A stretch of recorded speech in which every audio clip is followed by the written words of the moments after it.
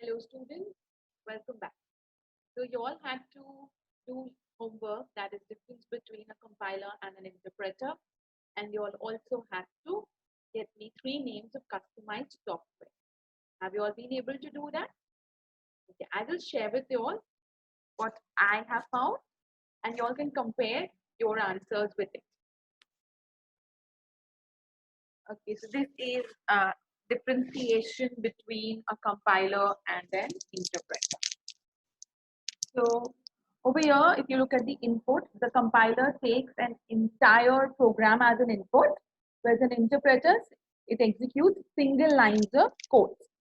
If you look at the output, compiler will generate an object code, whereas an interpreter does not generate a object code.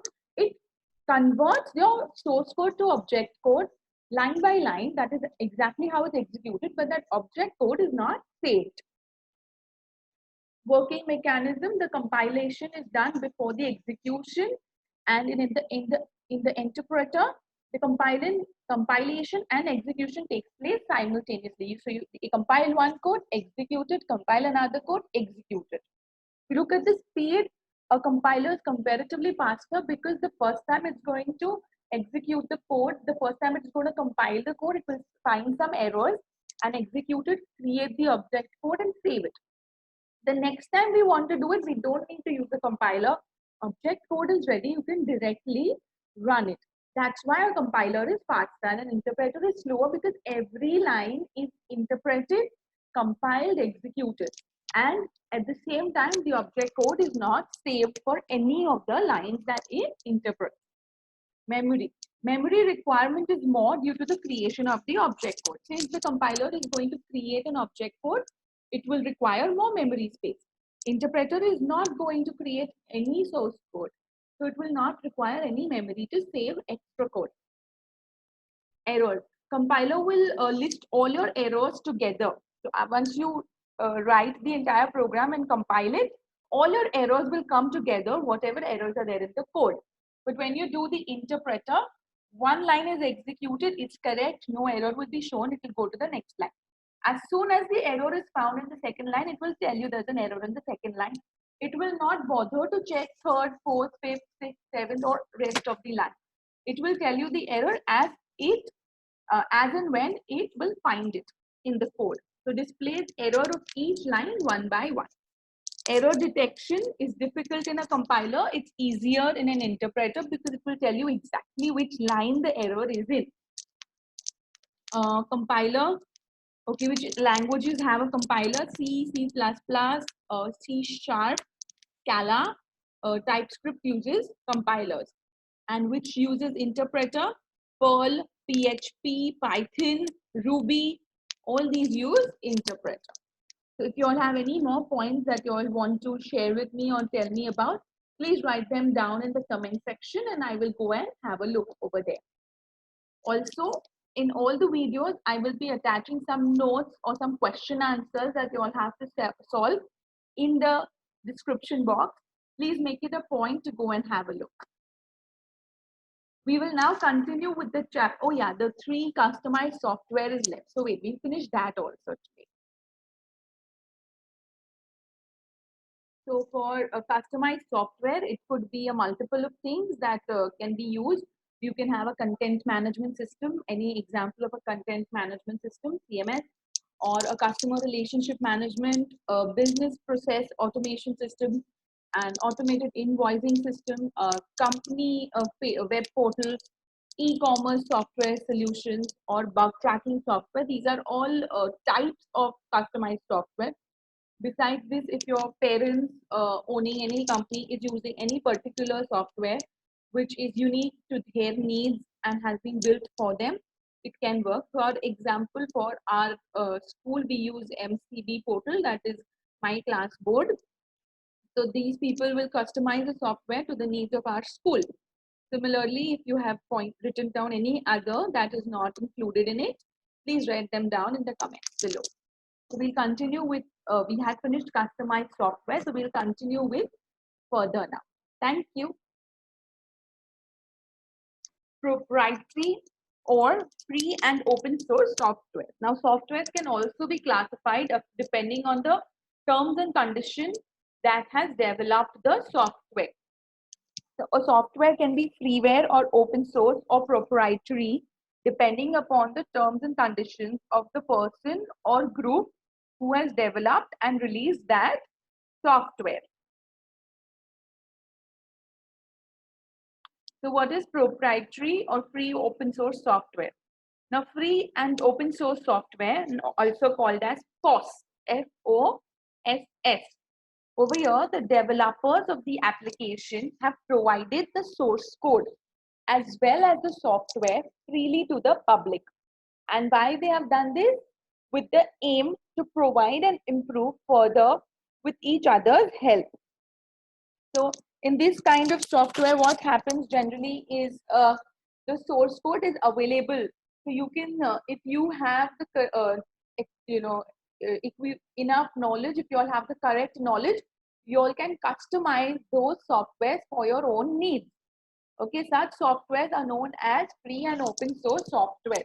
Some examples are the Ubuntu, it's an operating system, Python, the programming language, LibreOffice, OpenOffice, and Mozilla Firefox. These are all FOSS. So if you if you do a tweak or if you change it with some nice functionality, it will help the developers. You can share it with the developers, and the developers could change it good for everyone. So why they have kept it open? So that they can improve the functionalities with the help of everyone. It is not limited only to the developers. Anybody with the correct knowledge can modify it. What is a freeware? Freeware is where the software is available freely, but source code is not available. So you cannot make any changes to it. But that software is available free in the market. You don't need to pay any money to get it. Free and open sources where the source is also available for you to change it. Some examples are Type, Adobe Reader, etc. These are examples of freeware. And then you have proprietary. What is proprietary? When the software used to be has to be purchased from the vendor. When the software to be used has to be purchased. So that means they own the software, and to use it you have to pay the owners, the developers, some amount so that you can use it, because they own it. They have the proprietary rights over it. Some examples of these are Tally, QuickHeal, and Microsoft Windows. What now? Operating system was another type of software. The first one we learned was application software. Then there was system utilities, and now we are learning. First one was application software. Second one is operating system. Now we will learn in operating system. An operating system can be considered to be a resource manager which manages all the resources of a computer. It also controls various application software and device drivers. It manages system security and handles access by the different users. It is the most important system software. The most important system software means without this the computer will not run. Examples of Windows software are Windows, Linux, Android, Macintosh, etc.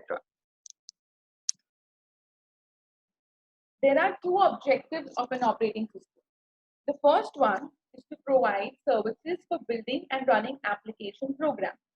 When an application program needs to be run, it is the operating system which loads that program into the memory and allocates it to the CPU for execution. When multiple application programs need to be run, the operating system decides the order of the execution. When there are multiple processes running, it is the operating system which will decide that which process will happen first and which process will happen later. The priority of the processes is decided by the operating system. Okay. Second objective of operating system is to provide an interface to the user through which a user can interact with the computer. A user interface is also a software component which is a part of the operating system and whose job is to take commands or inputs from a user for the operating system to process. So these were the main two objectives of the operating system. Now, if you look at the user interface, the second objective of operating system was to provide a user interface. There are many types of user interfaces. Okay, there is command based, there is graphical user interface, touch based interface, voice based interface, and nowadays we also have gesture based interface. So let's learn these. The first one is command based interface. Now, command based interface requires the user to enter a command to perform any operation, like creating a file or opening a file, editing it or deleting it. You require to learn the commands that are needed to be typed. Okay. So what happens in this? The user has to remember the names of all such commands or all such programs which are, command specific. So if I have like 5 different programs, all 5 will be using different sets of commands to perform the same operation. Maybe in my program 1, I have to type ABC to create a program, create a file. In my third program, I may have to type 1, 2, 3 to create a file. In my fifth program, I have to probably write FHG. So all programs will have different commands to perform different sets of instructions. So you are, as a user, you have to remember all this. Also, the primary input device used for typing these commands will be the keyboard. The primary input device for a command-based interface is the keyboard. Then command-based interface is often less interactive and usually allows the user to run a single program at a time, because you're typing and you're going to be able to type either in this program or in that program. You cannot multi-type in 2 programs at the same time. That's why only one program can run at one time. It cannot multitask. Examples of operating system with command-based interface include MS-DOS and Unix. These are operating system with command-based interface. That means you have to learn these commands. Only then you can use these interfaces. The second one, which is very, very famous, which is what we all use all the time, is graphical user interface. It lets the user run programs or give instructions to computer in the form of icons, menus, and other visual options. Icons usually represent the files and programs that are stored on the computer. And Windows represents running programs that the user has launched through the operating system.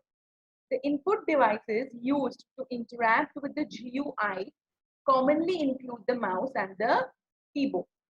Examples of operating systems with GUI interfaces are Microsoft Windows, Ubuntu, Fedora, and Macintosh.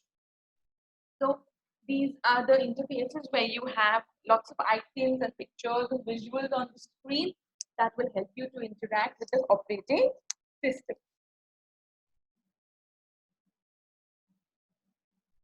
And the common input device used for this is mouse and keyboard both.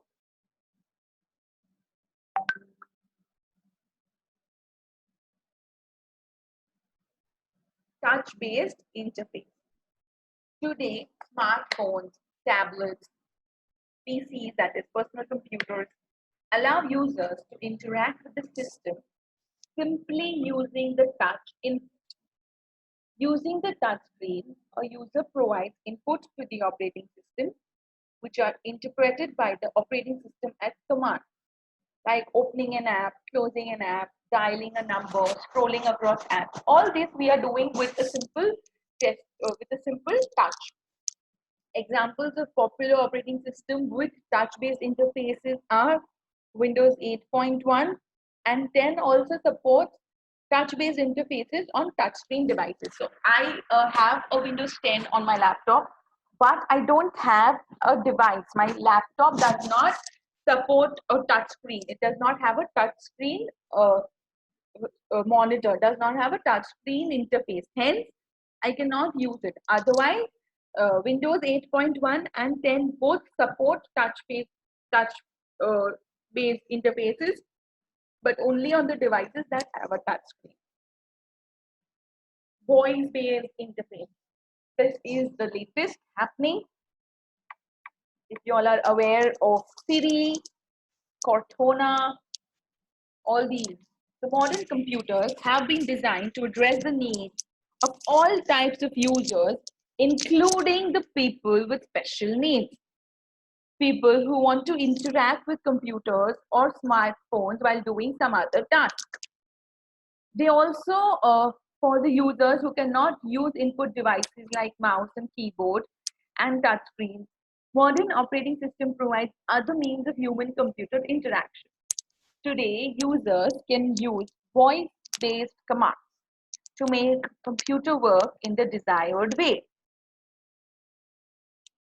So here, what is the user doing? The user is only talking. The user is talking and the computer is working. So some operating systems that do this are Siri of iOS, then you have Microsoft Cortana, and now Android has OK Google. So all these, if you have used it, you must know, you must just be telling Siri, tell me a joke, or Cortana, find the address, or OK Google, whatever you need to do. And they are doing it for you. So this becomes a voice-based interface. Gesture-based interface. Now what is gesture-based interface? Some smartphones based on Android and iOS, as well as some laptops, let users interact with them using gestures like waving, tilting, eye motion, shaking. This technology is evolving faster and it has promising potential for application in gaming, medicine, and other areas. So, in this kind of interface, a user has to perform some particular task, okay, and some particular gesture. So, if you have if you look at some of the Snapchat filters that expect you to move your head or only, and you can see the goggles come on or your backdrop changes. All this is using your gesture. So these become gesture-based interfaces. Now we come to functions of an operating system.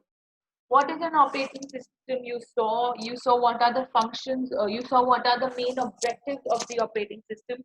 You also saw the different types of user interfaces that we have nowadays. Now we are coming ahead and we are going to learn the functions of the operating system.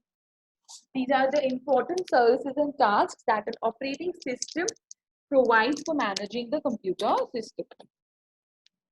When a computer is running, different tasks are running simultaneously. A task in execution is known as a process. It is the responsibility of the operating system to manage processes and get multiple tasks completed in the minimum amount of time. As the CPU is the main resource of the computer system, its allocation among processes is the most important service to the operating system. It must always provide allocation to the CPU. Whenever CPU will ask that I have to do this work, the operating system will give it the most priorities because that is the most important resource of the computer system. Memory management, another task. Primary or main memory of a computer is usually limited. We saw RAM and ROM comes limited. It is not infinite. We do not have lots of storage in the main memory. The main task of the memory management is to give and take memory from current processes. So when it gives memory to a current process, it must also free up that memory space as soon as that process is completed, since there are multiple processes running at the same time. And why should you empty it? Because there are multiple processes running at the same time. So always there is someone or the other who's waiting for their turn. So once you free up this space, someone else can get the turn to run their processes. Since there are multiple processes running at this time, there arises a need to dynamically allocate and free memory to the processes. Operating system should do it without affecting other processes that are already residing in the memory. And once the process is finished, it is again the responsibility of the operating system to take the memory space back for reutilization. So as soon as the process is completed with its task, the computer or the operating system will take the memory back so that it can be allocated to someone else who needs the memory. Memory management concerns with the management of main memory. Basically, it will manage only the main memory so that maximum memory is occupied or utilized by large number of processes while keeping track of each and every location within the memory as free or occupied. So it has to know which memories are free, which ones are occupied, and allocate it correctly so that maximum utilization of the limited memory that we have can be achieved. File management. Another task of the operating system will be file management. I hope you all have been doing the tree diagram that I had told you all earlier, and this must be coming as branches of the functions of operating system. Data and programs are stored as files in the secondary storage of a computer system. File management involves creation, updation, deletion, and protection of these files in the secondary memory. Protection is a crucial function of an operating system. As multiple users can access and use a computer system, there must be a mechanism in place that will stop users from accessing files that belong to some other user and have not been shared with them. File management system manages secondary management. So when you go for file management over here, it is again, you can say it is like a sub process of memory management, but this deals with the secondary memory. It doesn't deal with the primary memory, that is the RAM, but it deals with the hard disk, the permanent storage, permanently stored files in the system. And it is the task or the responsibility of the computer system, operating system to make sure that any file saved on it is not accessed by another user who doesn't have the authority or access to it. If I am working on the same computer as two other teachers, I keep my files in my login ID as a different user. So my operating system will not let other user access my files without a password. This is the job of the operating system. Other job is device management. A computer has many input-output devices and hardware connected to it. Operating system manages these heterogeneous devices that are independent. The operating system interacts with the device driver and the related software for a particular device. The operating system must also provide the option for configuring the device so that it may be used by all the users or some other device.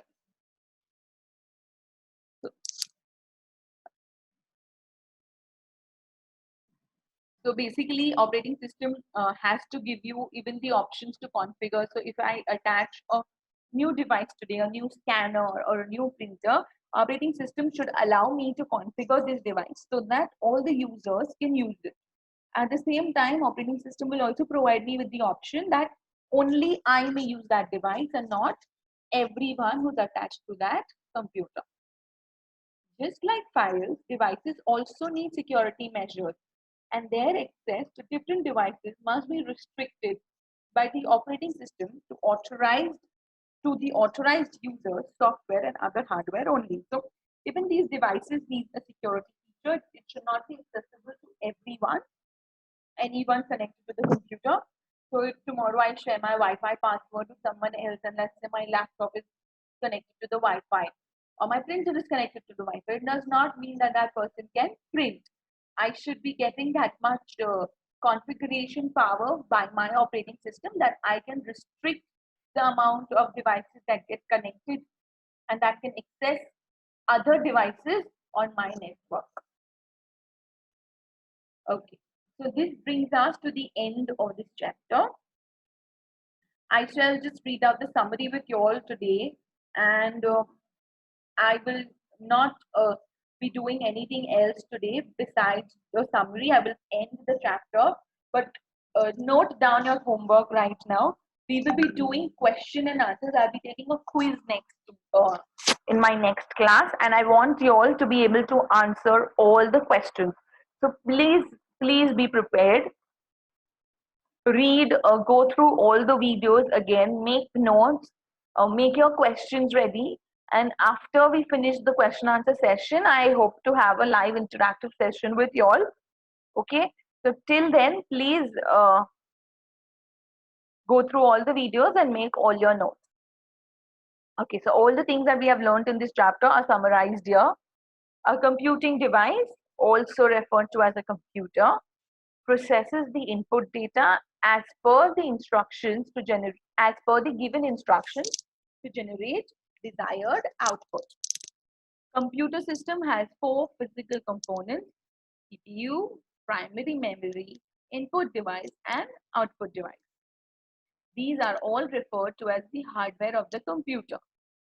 Computer system has 2 types of primary memories, RAM and ROM. RAM is volatile, ROM is non-volatile. System bus is used to transfer data, addresses, and control signals between the components of a computer system. A microprocessor is a small-sized electronic component inside a computer that performs basic arithmetic and logic operations on data. Microcontroller is a small computing device which has a CPU. A fixed amount of RAM, ROM, and other peripherals are embedded on a single chip. Software is a set of instructions written to achieve the desired task and are mainly categorized as system software, programming tools, and application software. Hardware of a computer cannot function on its own. It needs software to be operational or functional. Operating system is an interface between the user and the computer and supervises the working of the computer. It monitors and controls hardware and software of the computer system. Okay, so these are some questions that I want you all to write and be ready for next time. We will be discussing these questions and I will also be taking a quiz. I'm going to read the question twice. That will give you enough time to write it down. If you still run out of time, pause and write. Name the software required to make a computer functional. Write down its 2 primary services. Name the software required to make a computer functional. Write down its 2 primary services. How does the computer understand a program written in high-level language? How does the computer understand a program written in high-level language? Why is the execution time of the machine code less than that of the source code? Why is the execution time of machine code less than that of source code? What is the need of RAM and how does it differ from ROM? What is the need of RAM and how does it differ from ROM? What is the need for secondary memory? What is the need for secondary memory? How do different components of a computer communicate with each other? How do different components of a computer communicate with each other? Draw the block diagram of a computer system and write down about the functionalities each component. Draw the block diagram of a computer system and write about the functionality of each component. What is the primary role of system bus? Why is data bus bidirectional while address bus is unidirectional? What is the primary role of system bus? Why is data bus bidirectional while address bus is unidirectional? Differentiate between proprietary software and freeware software. Differentiate between proprietary software and freeware software. Name two softwares of each type. Write the main difference between microcontroller and microprocessor. Why do smart home applications have a microcontroller instead of a microprocessor embedded in them? Write the main difference between microcontroller and microprocessor. Why do smart home applications have a microcontroller instead of a microprocessor embedded in them? Mention the different types of data that you deal with while browsing the internet. Mention the different types of data that you deal with while browsing the internet. We will do some more question answers next time. Till then, stay home, stay safe, keep learning, solve all these answers, and be ready for the quiz.